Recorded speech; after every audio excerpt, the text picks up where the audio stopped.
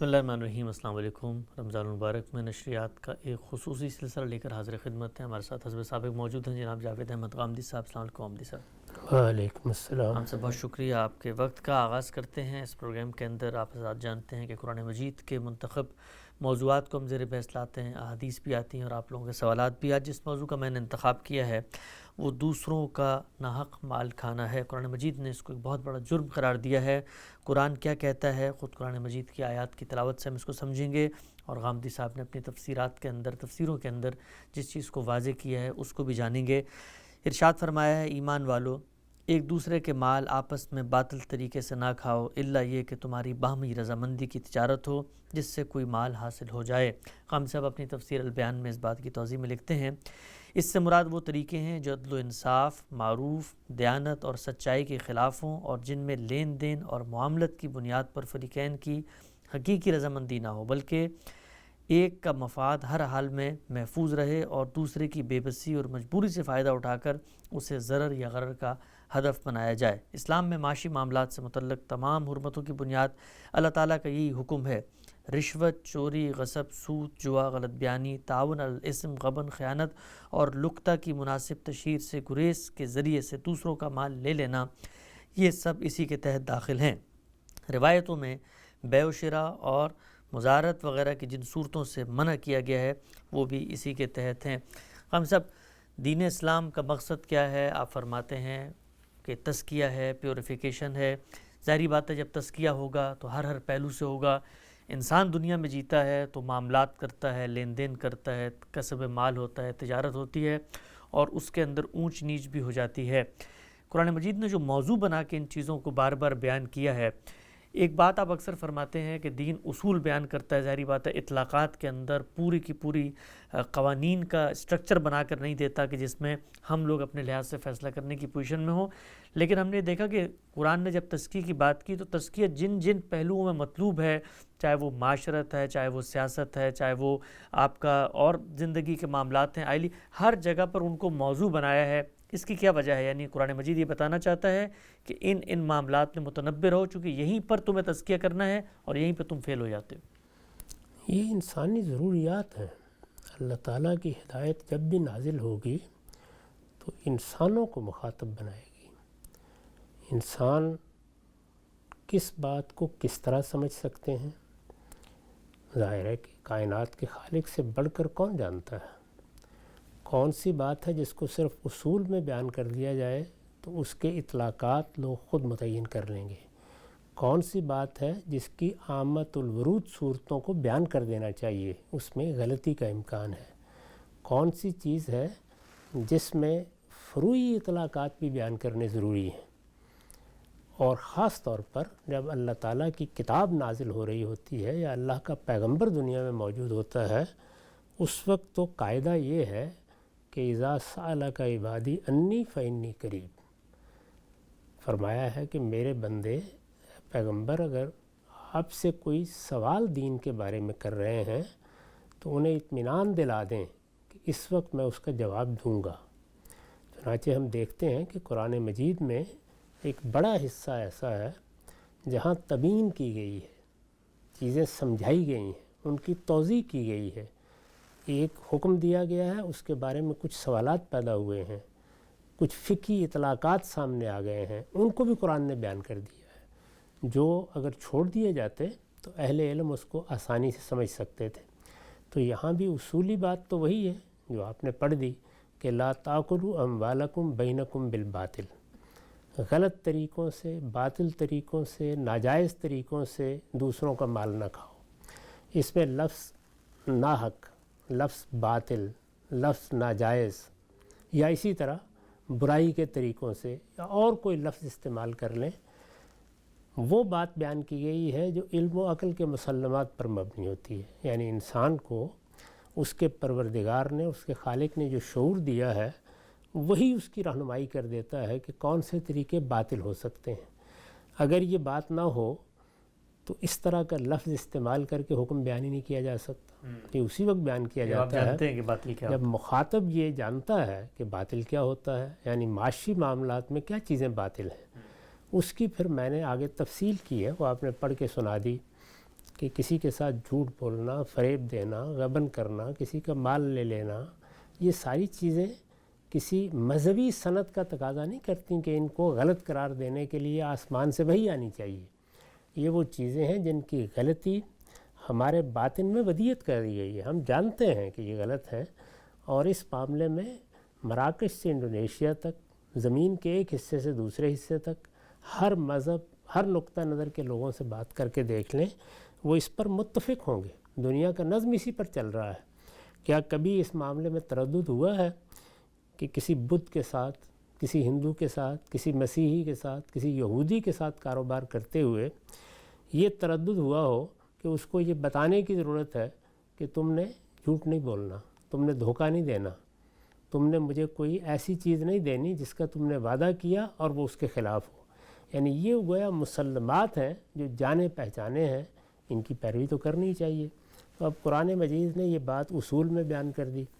اصول میں پھر کچھ مسائل پیدا ہو جاتے ہیں، یعنی جس وقت ہم اطلاق کرنے پر آتے ہیں تو اطلاق میں بعض چیزیں بالکل واضح ہوتی ہیں، ان سے متعلق کچھ بتانے، کچھ کہنے کی ضرورت نہیں ہوتی۔ جیسے میں نے ابھی مثالیں دیں اس کی، کچھ چیزیں ایسی ہوتی ہیں جو مشتبہات کے دائرے میں چلی جاتی ہیں۔ مشتبہات کی تعریف وہی ہے جو رسالت مآب صلی اللہ علیہ وسلم نے ایک حدیث میں کر دی ہے کہ الحلال بین والحرام بین، یعنی حرام کیا ہے وہ بھی بعض موقعوں پر بالکل واضح ہوتا ہے، اور حلال کیا ہے وہ بھی بالکل واضح ہوتا ہے۔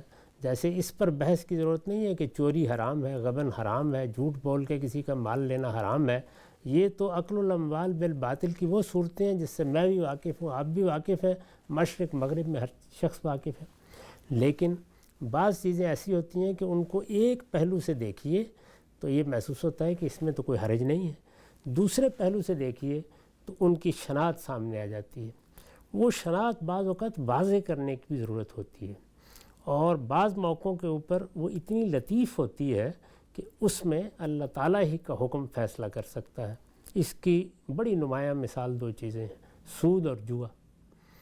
یعنی جوئے میں بھی بظاہر ایسے لگتا ہے کہ دو لوگ ہیں، بیٹھ کے انہوں نے ایک کھیل کھیلا ہے، باہمی رضامندی سے کھیلا ہے، کسی کے ساتھ کوئی زبردستی یا زیادتی نہیں کی، اس کھیل میں ایک جیت گیا ہے، ایک ہار گیا ہے، پہلے سے طے تھا کہ یہ تم لے لو گے، یہ مجھے دے دو گے، تو اس میں کیا مسئلہ ہے؟ لیکن اللہ تعالیٰ نے اس کو ایک بری چیز قرار دے دیا، رجسم من عمل الشیطان قرار دے دیا، یعنی یہ گندا شیطانی کام ہے۔ بادنہ تعامل سمجھ میں آ جاتا ہے کہ وجہ کیا ہے، یعنی وہاں در حقیقت انسان کے اندر جو بعض اس نوعیت کے داعیات ہیں جو اسے پستی میں لے جاتے ہیں، ان کو انگیخت کر کے ایک شخص یہ جذبہ لے کے بیٹھ جاتا ہے کہ مجھے لازماً دوسرے کو لوٹ لینا ہے۔ یعنی وہاں یہ نہیں ہے کہ اس کے امکانات ہیں، کچھ مجھے مل جائے گا، کچھ آپ کو مل جائے گا، لازماً لوٹ لینا ہے، مجھے لازماً نقصان پہنچانا ہے۔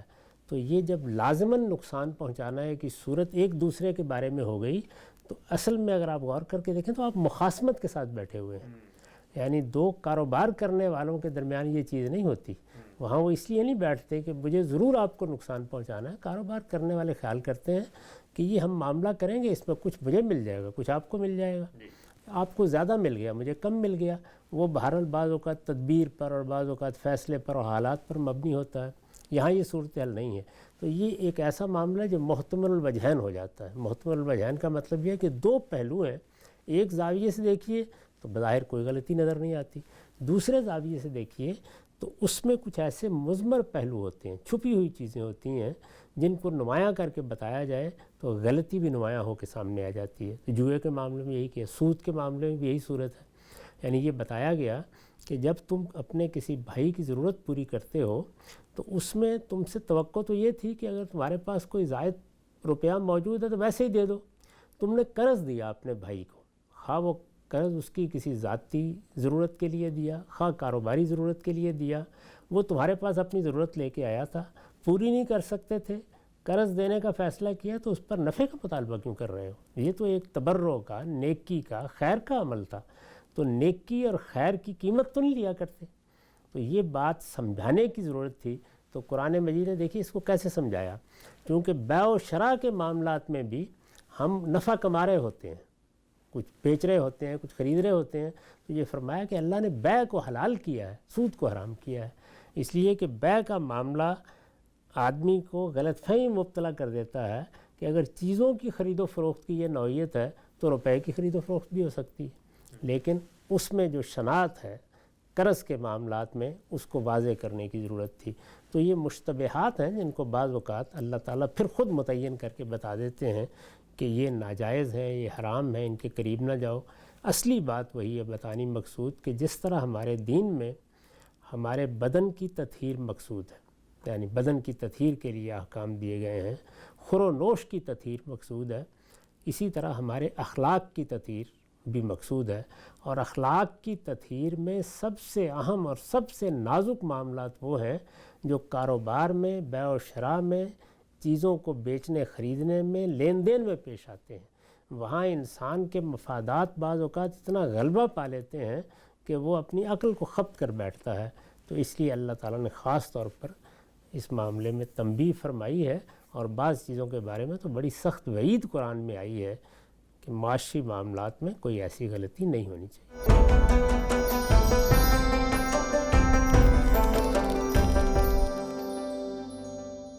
یہ بیان کیجیے گا کہ حق تلفی میں اور کسی کی جان، مال، آبرو کے خلاف زیادتی میں بنیادی طور پہ فرق کیا ہے؟ کیونکہ دونوں ہی صورتوں کے اندر آدمی اصل میں کسی کے خلاف اقدام بھی کر رہا ہوتا ہے، جان مال آبرو بھی میری ہے، اگر آپ اس کے خلاف کو تعدی کرتے ہیں تو وہاں بھی میری حق تلفی ہی ہو رہی ہوتی ہے۔ تو ان دونوں میں فرق کیا نہیں، حق تلفی اور جان مال آبرو کے خلاف زیادتی؟ کیونکہ آپ ہمیشہ ان دونوں کو الگ الگ کر کے بیان کرتے ہیں، تو کیا فرق ہے ان کے اندر؟ دیکھیے، حق تلفی کا مطلب یہ ہے کہ پہلے آپ کو استقرار حق کرنا ہے، یہ بتانا ہے کہ یہ فلاں کا حق مجھ پر واجب ہے۔ مثلا والدین کی خدمت کرنا ایک حق کے واجب ہے۔ کسی خاتون کو طلاق دی ہے تو جیسے اللہ تعالیٰ نے فرمایا اس کے لیے کچھ متاع زندگی کا فراہم کرنا حق کے واجب ہے، یعنی ایک چیز آپ پر لازم کر دی گئی ہے، لازم آتی ہے، یا پیدائش کے لحاظ سے، فطرت کے لحاظ سے جو غیر تحریری معاہدات ہمارے درمیان ہوتے ہیں ان کے لحاظ سے وہ واجب ہے، اس کو آپ نے ادا نہیں کیا تو یہ حق تلفی ہے۔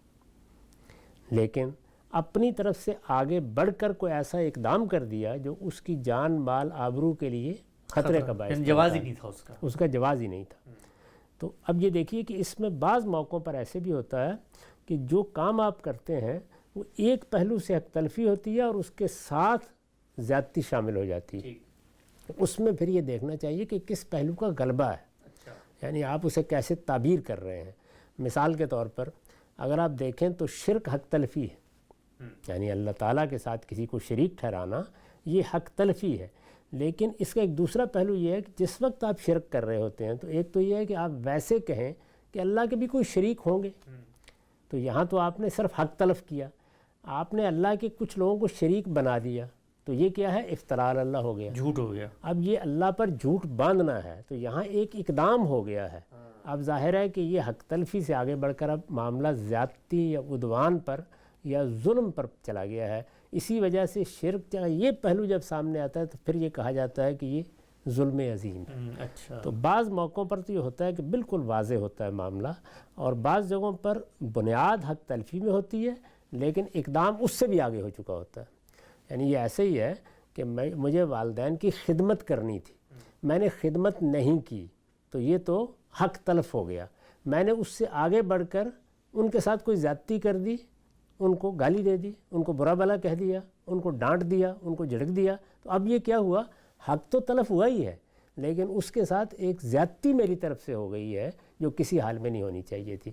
تو اگر تو معاملہ پہلے دائرے میں رہے تو پھر اس کو حق تلفی کا عنوان دینا چاہیے، اس سے وہ آگے بڑھ جائے تو پھر ظاہر ہے کہ زیادتی کا پہلو اس میں غلبہ پا لیتا ہے۔ ٹھیک، بالکل واضح ہو گئی بات۔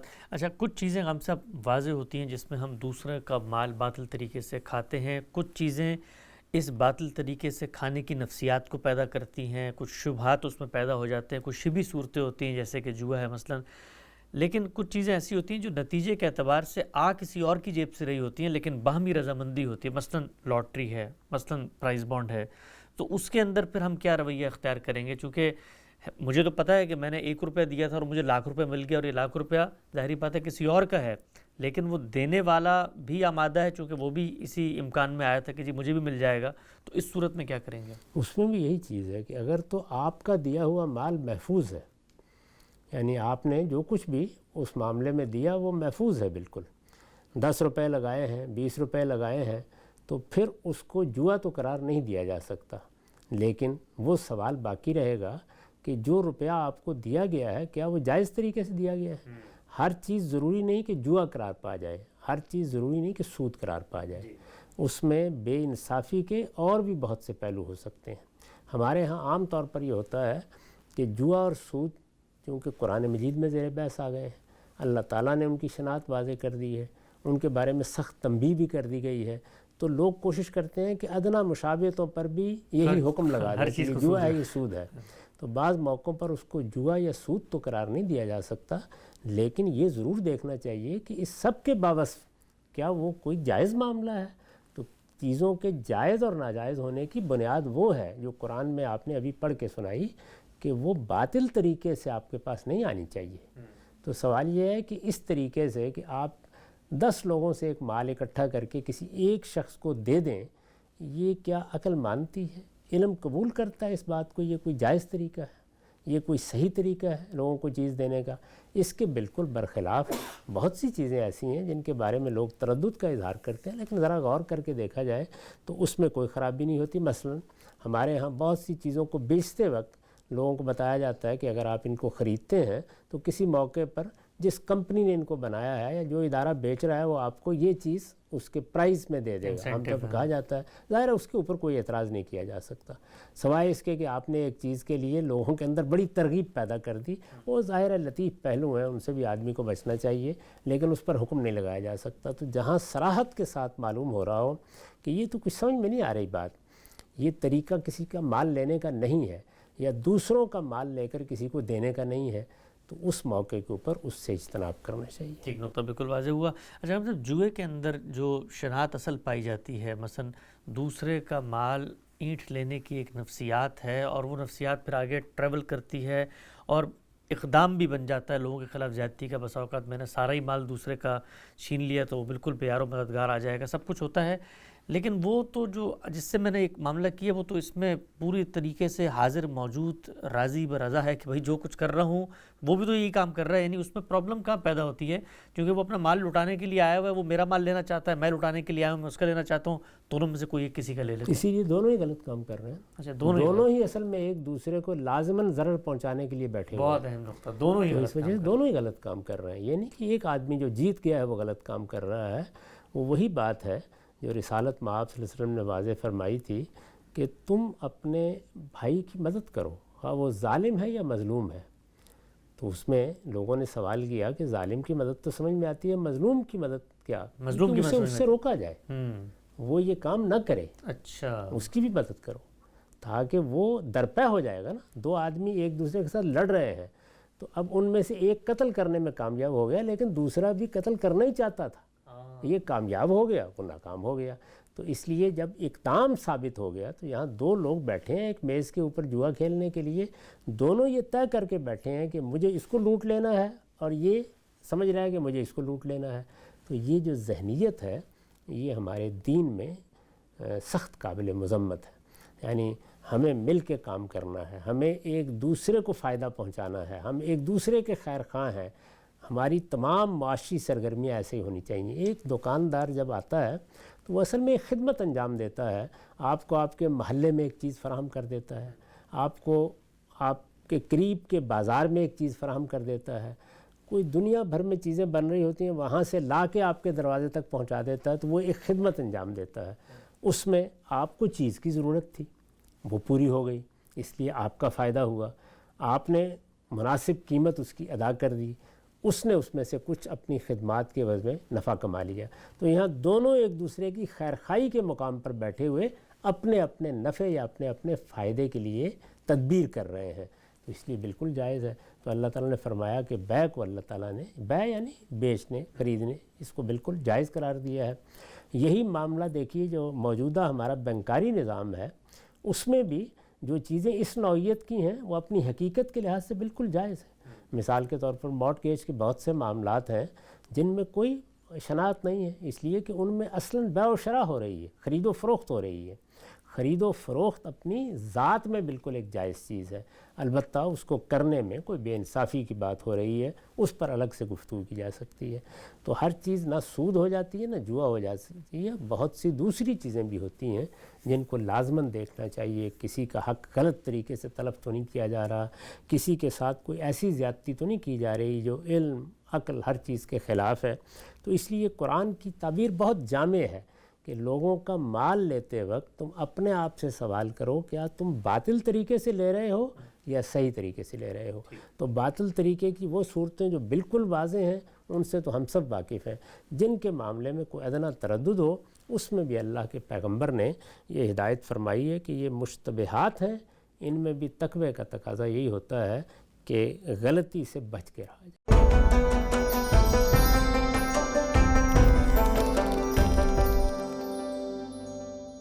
چند توضیحی سوالات کا ہم سے آپ کی خدمت میں۔ یہ کہا جاتا ہے کہ جی آج کے دور میں جو لاٹری ہوتی ہے دنیا بھر میں، وہ جو کمپنیاں ہوتی ہیں اس میں بڑی رقم وہ خیرات کرتی ہیں اور نیکی خیر کے کاموں میں خرچ کرتی ہیں۔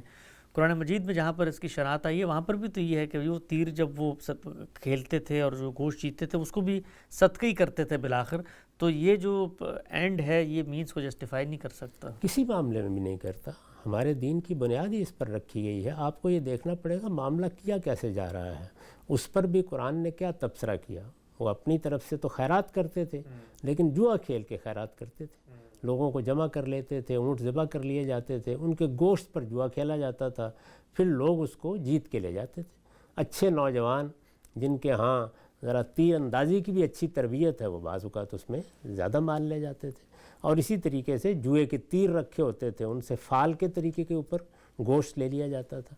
تو قرآن مجید نے اس پر تبصرہ کیا کہ اسمہما اکبر من نفعہما، یعنی یہ تمہیں جو اس میں نفع نظر آ رہا ہے، غریبوں کی مدد ہو رہی ہے، یہ اپنی جگہ ٹھیک ہے، نفع ہو رہا ہے، لیکن جو اس میں گناہ کا پہلو ہے وہ اس سے کہیں بڑھ کر ہے۔ تو اب وہ گناہ کا پہلو کیا ہے اس کو واضح کیا، یعنی اخلاقی قباحت ہے اس کے اندر، اس کے نتیجے میں وہ ذہنیت پیدا ہو رہی ہے جو جوا کھیلتے وقت بالعموم پیدا ہو جاتی ہے۔ تو اس لیے قرآن مجید نے اس پر تبصرہ کرتے ہوئے بھی یہ بتا دیا کہ اگرچہ منفعت حاصل ہو رہی ہے لیکن اخلاقی پہلو کو ترجیح دینی چاہیے۔ تو آپ نے لوگوں سے غلط طریقے سے روپیہ جمع کیا، پھر کسی کی مدد کر دی، تو مدد کرنا تو اپنی ذات میں ایک اچھا کام ہے، یہ نفع ہے اس سے، لیکن اس کا اسم اس سے کہیں بڑھ کر ہے۔ بالکل بات واضح ہو گئی۔ اچھا ہم سے بھی سٹہ بھی کیا اسی کے اندر آتا ہے، یا مثال کے طور پہ شرط لگا کے میں کوئی گیم کھیلتا ہوں، ہم یہ کہتے ہیں کہ بھائی پہلے ہی طے کر لیتے ہیں کہ اگر مثال کے طور پہ تم نے اتنا اسکور بنایا، 100 تم نے سینچری کر لی تو تمہیں ₹1,00,000 ملے گی، اور اس طرح کی چیزیں، تو یہ شبھی صورتیں ہیں، اس میں احتیاط کی ترغیب دی جائے گی، کرتے کرتے وہی مت پہنچ جانا پورے دن سٹہ ہی کھیل رہے ہو، یا اپنی ذاتی ممنوع ہوں گی؟ نہیں دیکھیے، ایک تو ہے واقعات پر شرط لگا دینا، یوں ہوا تو یہ ہوگا، یوں ہوا تو یہ ہوگا۔ ایک یہ ہے کہ آپ کوئی واقعی ہنر کا اظہار کر رہے ہیں اور اس کے انعام کے طور پر یہ مقرر کر دیا گیا ہے کہ اگر تم سینچری بناؤ گے یا یہ میچ جیت لو گے، ظاہر ہے اس میں تو آپ کو محنت کرنی ہے نا، یہ کوئی واقعہ نہیں ہے جو پیش آ جانا ہے، تو اس کو تو کسی حال میں بھی ممنوع قرار نہیں دیا جا سکتا۔ اس طرح کی چیزیں تو ظاہر ہے طالب علموں کے لیے بھی کی جاتی ہیں، اسکولوں میں بھی روا رکھی جاتی ہیں، اور عام زندگی میں بھی آپ کسی کو کسی ہنر کے اظہار پر، کسی صلاحیت کے اظہار پر جب وہ کامیاب ہو جاتا ہے تو انعام دیتے ہیں، یہ بالکل ٹھیک ہے، اس کے لیے انعام ہی کا لفظ موضوع ہے۔ تو کوئی شخص یہ بھی کہہ سکتا ہے ہم صاحب کہ جوا کھیلنے میں بھی بڑی محنت لگتی ہے، وہ کارڈز ہوتے ہیں بڑے اکثر کھیلتے ہیں، بالیں پھینکتے ہیں، نہیں کافی ہنر تو اس میں بھی چاہیے ہوتا ہے۔ نہیں دیکھیے، بات یہ کہ اس میں اصل میں اس ہنر کا اظہار ہی دوسرے کو نقصان پہنچانے میں ہو رہا ہے۔ یہ ٹھیک ہے، یہاں تو آپ سینچری بنا رہے ہیں، یہاں سینچری بنانے کا عمل اپنی ذات میں کسی کو نقصان پہنچانے کا عمل نہیں۔ یہ بہت اہم بات، بڑا اچھا نقطہ، لطیف نقطہ تھا۔ اچھا ہم سے بھی آیت کے اندر ایک لفظ آیا لقطہ، اور اس کی آپ نے توضیح بھی کی کہ لقطے کی مناسب تشہیر سے گریز کیے بغیر دوسروں کا مال، یہ کیا مراد ہے اس سے؟ یہ کسی کا کوئی مال کہیں گرا ہوا تھا، جیسے رستے میں بعض اوقات لوگ اپنا بیگ بھول جاتے ہیں، کوئی چیز زمین پر گر جاتی ہے، چلتے چلتے کسی کا والٹ گر گیا، کسی کا کوئی اور روپے گر گئے، کوئی چیز گر گئی، اس کو اٹھا لیا ہے آپ نے۔ اب اس کو آپ نے اٹھا لیا تو اس کے بارے میں ہمارے دین میں کچھ توجہ دلائی گئی ہے اس جانب کہ آپ اس کا اعلان کریں گے، لوگوں کو بتائیں گے، وہ آدمی آئے گا تو اس کو دینے کی صحیح کریں گے، تو اس کے کچھ آداب حدود ہیں، وہ ایسے ہی نہیں ہے کہ مجھے یہ رستے میں پڑا مل گیا تھا اب میں اس کا مالک ہوں، تو اس کے معاملے میں بھی کچھ ضروری چیزیں ہیں جن کو لازماً ایک مرحلے سے گزارنا ہوتا ہے. ٹھیک، نقطہ بالکل واضح ہو گیا. قرآن مجید کا ایک اور مقام ہے سورہ بقرہ کا، اس کو بھی میں پڑھ دیتا ہوں. ارشاد فرمایا، اور اسی تقویٰ کا تقاضا ہے کہ تم آپس میں ناحق ایک دوسرے کے مال نہ کھاؤ اور اسے حاکموں تک پہنچنے کا ذریعہ نہ بناؤ، اس لیے کہ اس طرح لوگوں کے مال کا کوئی حصہ تمہیں ان کی حق تلفی کر کے کھانے کا موقع مل جائے، درحال ہے کہ تم اس حق تلفی کو جانتے ہو. ہم صاحب نے اس بات کی بھی توضیح کی ہے، یعنی اس کا گناہ اور حق تلفی ہونا تمہیں معلوم ہے، تمہاری عقل اور تمہاری فطرت اس کی گواہی دیتی ہے، دنیا کا معروف اس پر حجت ہے اور تمام مذاہب و ادیان میں اس کی حرمت ہمیشہ مانی گئی ہے. اس وجہ سے یہ ایک ایسی واضح حقیقت ہے جسے سب جانتے ہیں، تم میں سے کوئی اس سے ناواقف نہیں ہے. ہم سبھی کیا فرمایا ہے کہ حکام تک پہنچنے کا اس کو ذریعہ بنا لو، یہ کیسے مطلب؟ یہ جیسے ہم اپنے بعض مقاصد حاصل کرنے کے لیے رشوت دیتے ہیں، یہ وہی چیز ہے جو بیان ہوئی ہے. یعنی حکام ہی ہوتے ہیں جن سے کوئی چیز متعلق ہو جاتی ہے. جب متعلق ہو جاتی ہے تو اصل میں ان کا فرض ہے کہ وہ آپ کی خدمت کریں اور آپ کا حق ہے کہ آپ اس کے لیے ان کی طرف رجوع کریں. لیکن دوسرے کا حق مارنے کے لیے، کوئی چیز ناجائز حاصل کرنے کے لیے جب انسان اپنا اثر و رسوخ استعمال کرتا ہے یا روپیہ استعمال کرتا ہے تو اس کو قرآن مجید نے اس طریقے سے بیان کر دیا ہے. اسی کو رسالت مآب صلی اللہ علیہ وسلم نے روایتوں میں پھر راشی مرتشی کے الفاظ سے واضح فرمایا ہے. ٹھیک. اچھا ہم صاحب آخری ایک توضیح سوال اس موضوع سے، رشوت دینا کہیں کہیں ناگزیر مجبوری بن جاتا ہے، بالخصوص ہمارے ملک میں جائز کام بھی نہیں ہو رہے ہوتے، کہتے ہیں فائلوں کو جی پہیے لگانے پڑتے ہیں تب جا کے آپ کا کام ہوتا ہے، تو وہاں تو مجبور ہوتا ہے آدمی، وہاں کیا کرے؟ دیکھیے بات یہ ہے کہ اگر آپ کسی کا حق مارنا نہیں چاہتے، کسی کو کوئی نقصان پہنچانا نہیں چاہتے، آپ کوئی ایسی چیز حاصل نہیں کرنا چاہتے جو آپ کا حق نہیں بنتا تھا لیکن آپ وہ حاصل کر رہے ہیں، تو یہ سب چیزیں تو رشوت ہی کے ذیل میں آئیں گی، خواہ آپ دیں خواہ آپ لیں. لیکن اگر آپ کا حق لینے کے لیے آپ کو مجبور کر دیا جاتا ہے تو پھر اللہ تعالیٰ معاف پھر تو زیادتی آپ کے ساتھ، پھر تو زیادتی ہو رہی ہے، ظلم ہو رہا ہے. ٹھیک، نقطہ بالکل واضح ہو گیا. قرآن مجید میں لوگوں کا باطل طریقے سے مال کھانے کی جو شناعت ہے کس طرح بیان ہوئی، بڑی تفصیل سے ہم نے جانا. آخر میں روایت رکھتا ہوں آپ کی خدمت میں. سہل بن سعد رضی اللہ عنہ سے روایت ہے کہ رسول اللہ صلی اللہ علیہ وسلم نے فرمایا، میں اور یتیم کی کفالت کرنے والا جنت میں اس طرح ہوں گے، اپنی دونوں انگلیوں کو، یعنی شہادت کی انگلی اور درمیان کی انگلی، ان سے اشارہ کر کے کچھ فاصلے پر رکھا. یہ غم صاحب ویسے تو بہت واضح بات ہے دین کے اندر جس طریقے سے یتیم کی کفالت کا ہے، لیکن آپ صلی اللہ علیہ وسلم جب بتاتے ہیں کہ بالکل ایسے ساتھ ہوں گے تو اس سے کیا مراد ہے اس تشبیہ سے؟ یعنی وہی چیز ہے جس کو قرآن مجید نے اپنے لفظوں میں اس طرح بیان کیا ہے کہ اللہ نے اگر کرم فرمایا اور اپنا انعام فرمایا تو پھر مائیت حاصل ہوگی. یعنی مطلب یہ ہے کہ رسالت مآب صلی اللہ علیہ وسلم کے پاس جانا، آپ سے ملنا، اس علاقے میں رہنا، اس کے قریب رہنا، یہ ساری چیزیں اپنے درجات کے لحاظ سے حاصل ہو جائیں گی جیسے صحابہ کرام کو بھی ہوں گی. تو یہی معاملہ کمزوروں کا، مسکینوں کا، یتیموں کا بھی ہوگا اگر وہ فی الواقع اللہ تعالیٰ پر ایمان رکھتے ہیں اور جنت میں جانے کا استحقاق پیدا کر لیتے ہیں. پہلی چیز تو یہ ہے کہ آپ کو جنت میں داخل ہونا ہے اپنے عمل کی بنیاد پر، وہاں اللہ تعالیٰ کیا کیا نعمتیں عطا فرمائے گا تو اس میں ان چیزوں کا ذکر بھی آتا ہے. تو بالکل واضح ہو گیا. غامدی صاحب کے ساتھ رمضان کے اندر نشست کا یہ خصوصی سلسلہ تھا. وقت یہاں پہ ختم ہوتا ہے، دوبارہ حاضر خدمت ہوں گے. اب تک آپ کا بہت شکریہ.